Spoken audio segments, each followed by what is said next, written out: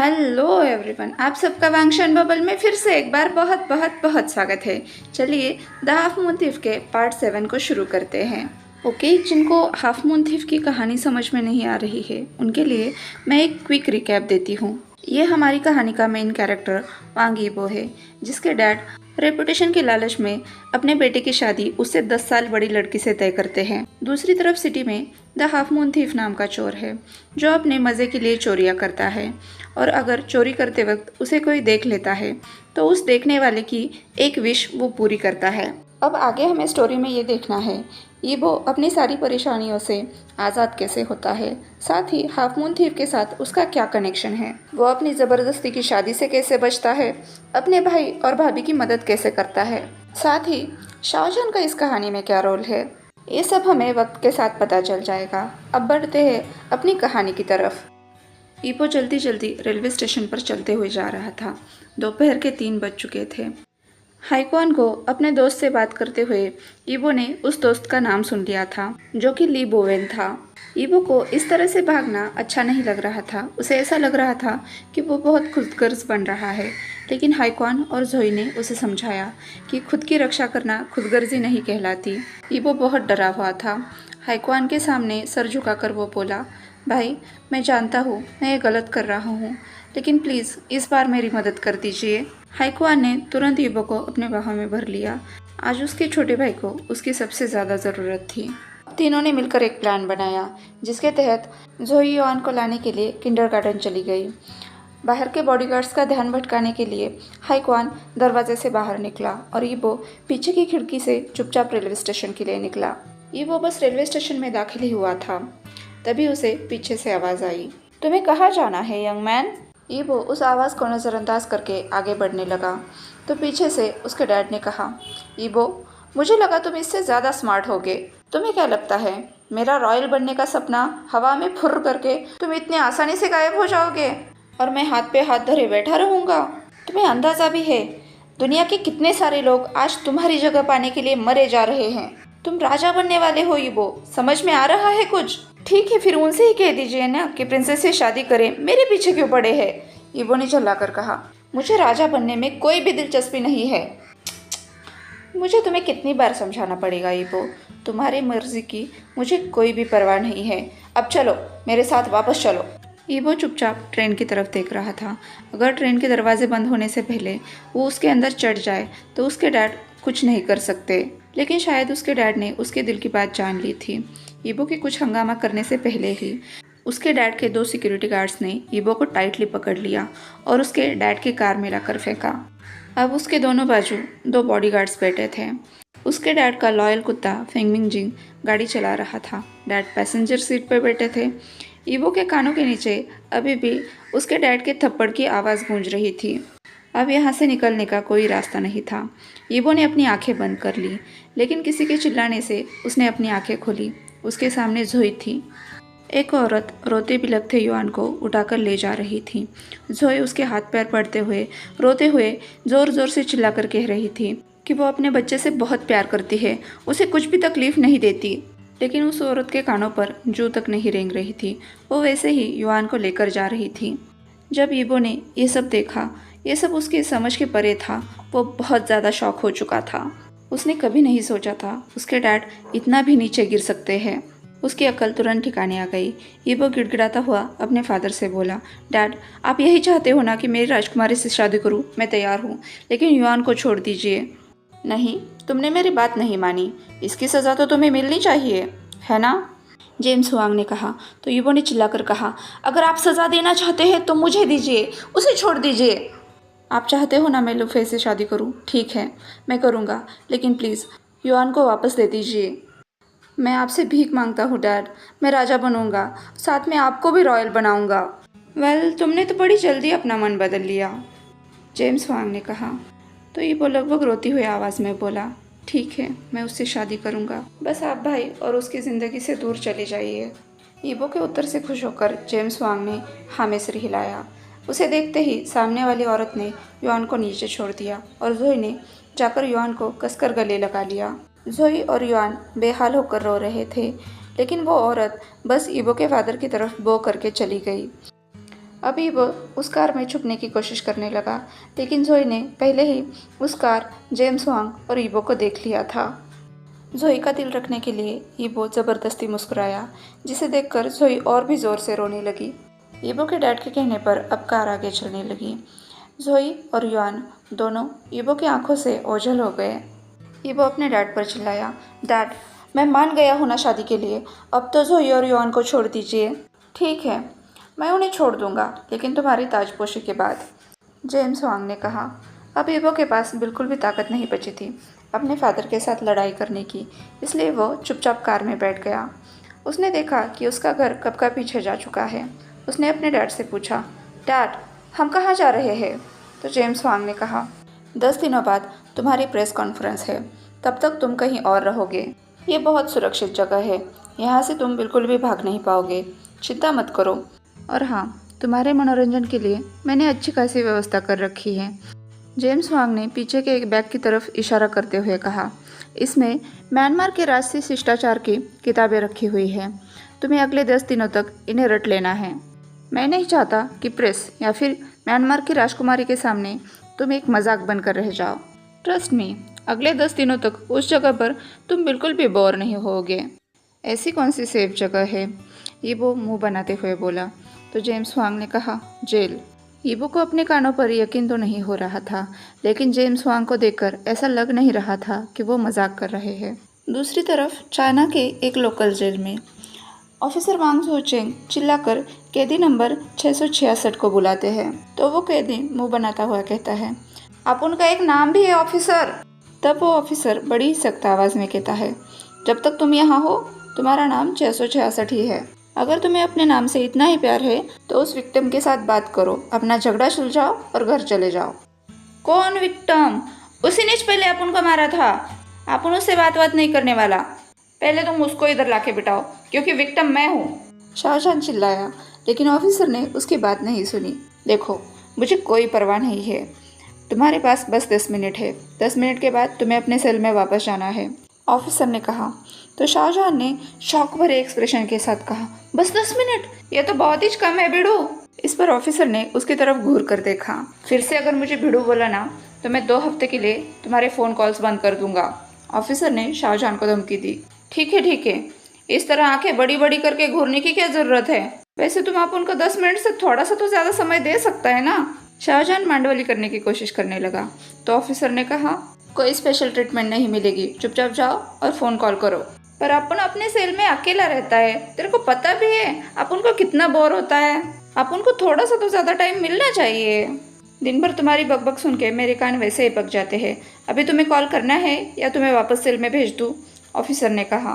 ठीक है, अपन के भेजे में घुस गया है। अपन लगेज ताबड़तोड़ नंबर लगाता है। अब ऑफिसर ने शाहजहां का हाथ छोड़ दिया। शाहजहां तुरंत दौड़कर टेलीफोन के पास पहुंचा और उसने अपने बेस्ट फ्रेंड को कॉल किया। शुआन! शाहजहां फ़ोन उठाते चिल्लाया, अरे इधर मैं पककर तंदूरी बन चुका हूँ और ये ऑफिसर भी मेरे को बहुत तंग कर रहा है यार। जहान बच्चों की तरह शिकायतें करने लगा।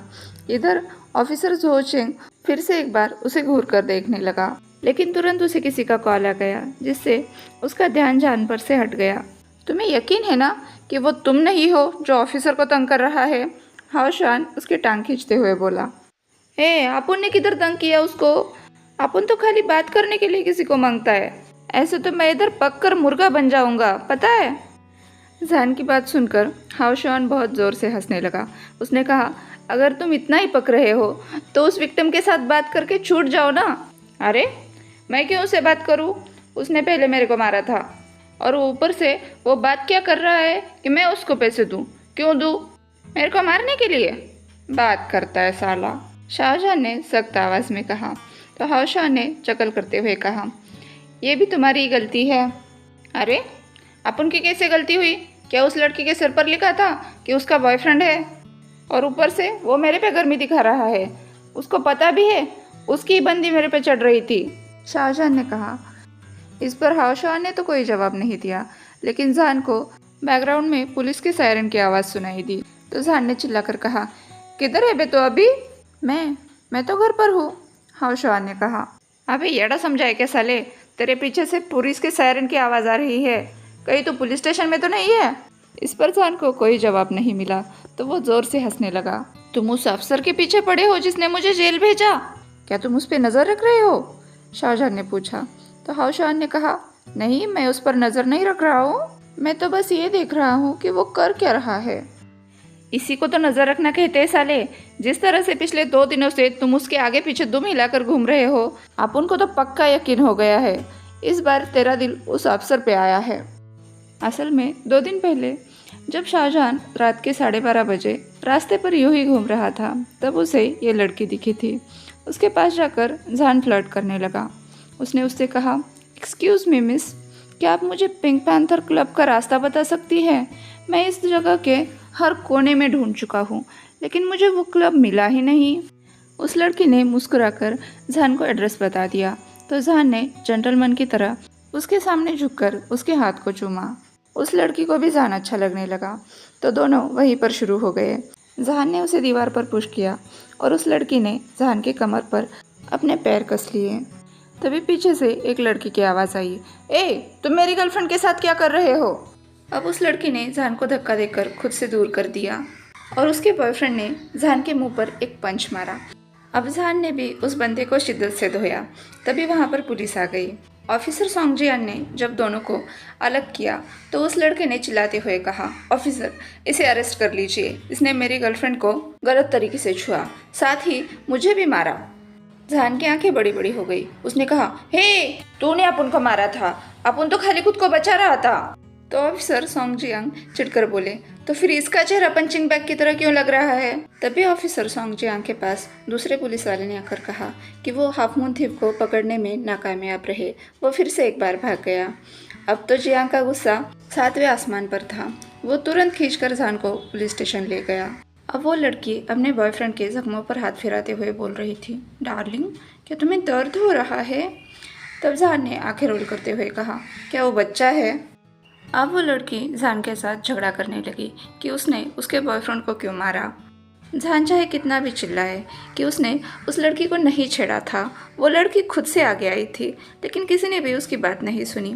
ऑफिसर सोंगजियांग को भी उस लड़की की ही बात सच्ची लगी कि जान ने उसे छेड़ा था। इसके बदले उसके बॉयफ्रेंड ने जान को मारा, इसलिए अब उसे हर्जाना भरना चाहिए। ऑफिसर ने उसे 2 ऑप्शन दिया, या तो वो हर्जाना भरे या फिर 6 महीने के लिए जेल में चला जाए। शाहजहां ने खुद को विक्टिम मानते हुए जेल में रहना पसंद किया, हर्जाना देने के बदले। अब जान ऑफिसर सोंगजियांग से झगड़ा करने लगा क्योंकि उसकी वजह से सोंगजियांग का टारगेट मिस हो गया, इसलिए ऑफिसर जानबूझकर उसे सता रहे हैं। तभी वहाँ पर हाओशुआन आ गया। वो जान को आंख मारते हुए बोला, वो कुछ ज़रूरी काम में बिजी था। जान को बहुत अच्छी तरह से पता था कि उसका ज़रूरी काम क्या हो सकता है। अबे शाने, फिर से एक बार ब्रेकअप कर लिया क्या? जान चिल्लाया।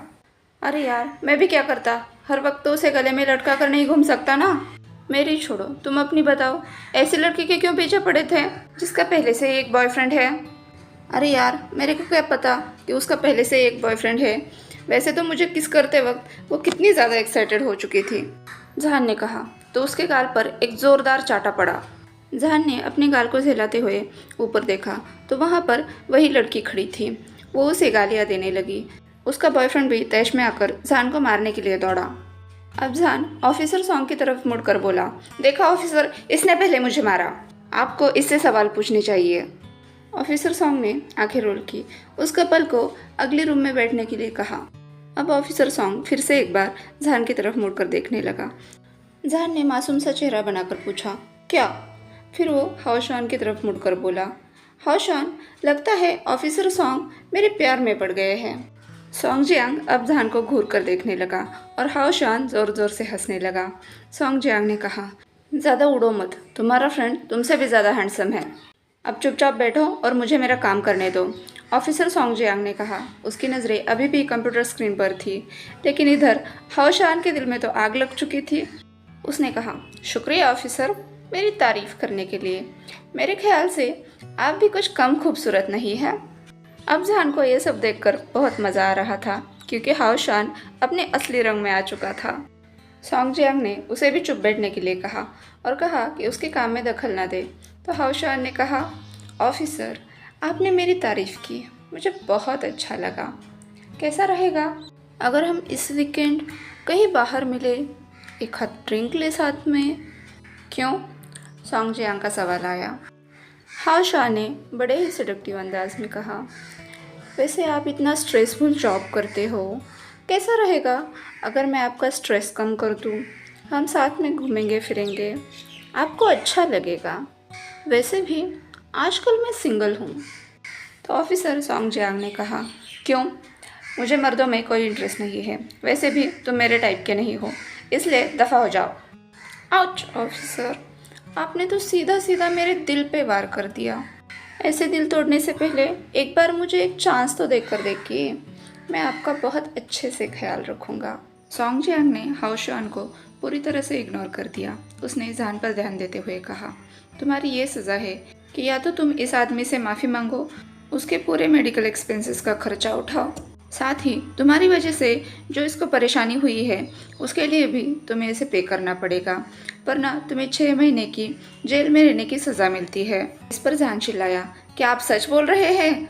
मैं प्रॉपर इन्वेस्टिगेशन चाहता हूँ। सच में? किस तरह की इन्वेस्टिगेशन चाहते हो तुम? तुम्हारे चेहरे पर एक खरोच तक नहीं आई है और उसका पूरा चेहरा सूजा हुआ है। मेडिकल ट्रीटमेंट की ज़रूरत उसे पड़ी है और तुम ठीक ठाक मेरे सामने बैठे हो। अगर तुम उससे बात नहीं करना चाहते तो जेल में सड़ो। कहते हुए सॉन्ग जियांग ने बात खत्म कर दी। प्रेजेंट में जहान अभी भी फ़ोन पर बातें कर रहा था। हाओ शान बोला, मैंने इतने सारे नुस्खे अपनाए लेकिन उस पर कुछ असर ही नहीं होता। तो जहान ने कहा, अब क्या? क्या तुम उसका पीछा करके खुद को अरेस्ट करवाना चाहते हो? मैं उसका पीछा नहीं कर रहा हूँ, और हाँ, तुम्हारी तरह जेल में तो मैं बिल्कुल नहीं सड़ने वाला। हाँ, वैसे मुझे बहुत अच्छा लगेगा अगर वो मुझे हथकड़ी पहनाएगा तो। हाओ शान ने कहा। जहान चिल्लाया, तुम बहुत बेशर्म हो। वॉटेवर, अपनी जेल की ट्रिप एंजॉय करो। तब तक मैं जियांग का मन बदलने की कोशिश करता हूँ। जब तुम बाहर आओगे जम के पार्टी करेंगे, शान ने कहा। पर अभी के लिए मैं बहुत बोर हो रहा हूँ, मैं क्या करूँ? शाहजहां ने कहा। फिर से एक बार शान और जहान में उस विक्टिम से बात करने को लेकर बहस होने लगी। तभी जहान का 10 मिनट का वक्त खत्म हो गया। ऑफिसर वांग ने शाहजहां को अपने सेल में लौट जाने के लिए कहा। मैं अपने पैरों पर चल सकता हूँ। तभी उसे किसी के चिल्लाने की आवाज़ आई। जहान ने मुड़कर देखा। वहाँ पर 15-16 साल का एक लड़का खड़ा था, जिसे 2 हट्टे-कट्टे आदमियों ने पकड़ कर रखा था। यहाँ बैठो और मेरा इंतज़ार करो, और हाँ, भागने के बारे में सोचना भी मत, इस पर ध्यान रखो। तभी दूसरी आवाज़ आई। आज के लिए बस इतना ही, आपसे कल मिलती हूँ। मैंने इसे ख़त्म करने की बहुत कोशिश की थी लेकिन हो नहीं पाया। तो शाहजहां और वांग यीपो प्रॉपरली एक दूसरे से अगले पार्ट में मिलेंगे। तब तक इंतज़ार कीजिए। और हाँ, कल मैं वीडियो बनाते बनाते ही सो गई थी। इतनी ज़्यादा थक चुकी थी कि मुझे कुछ समझ ही नहीं आया कि मेरी कब आँख लग गई। शायद इन दिनों काफ़ी ज़्यादा वर्कलोड है। एनीवेज, काम है, करना तो पड़ेगा। Thank you so much guys कि आप सब मुझे इतना मोटिवेट करते हो, इसलिए मैं फिर से एक बार टाइम निकाल कर वीडियो बनाने बैठ जाती हूँ। चलिए फिर आज ही वापस मिलते हैं, क्योंकि आज ही मैं आई लव यू टू का पार्ट भी बनाने वाली हूँ। तब तक के लिए वांगशान बबल में खुश रहिए। Thank you.